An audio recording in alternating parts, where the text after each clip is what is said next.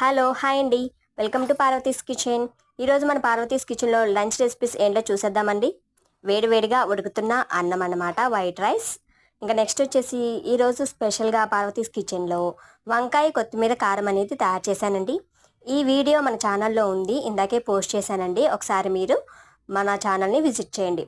అలాగే మెంతు మజ్జిగ చారు, మజ్జిగ పులుసు, ఇలా ఒక్కొక్క ఏరియాలో ఒక్కొక్కలా పిలుస్తారండి. మేమైతే మజ్జిగ చారు అంటామన్నమాట. మీ ఏరియాలో ఏమని పిలుస్తారో కమెంట్ సెక్షన్లో కమెంట్ చేసి చెప్పేయండి.